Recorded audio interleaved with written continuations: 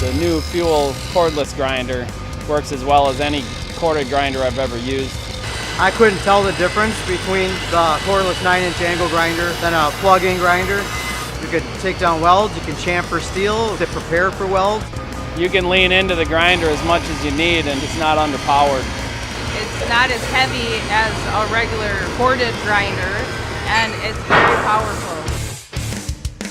The new 9-inch Fuel grinders with the 9-inch wheel, you got more cut depth and you got more grinding capability before you need to change wheels. It's unique for a cordless grinder to have the option to run a 7-inch or a 9-inch. For the 12.0 battery pack, I did everything that I needed to do today, and there was still battery life in it. Milwaukee 12.0 has plenty of power to run all day. It is a perfect tool for everything that we do. I think the new Fuel grinder is an amazing asset.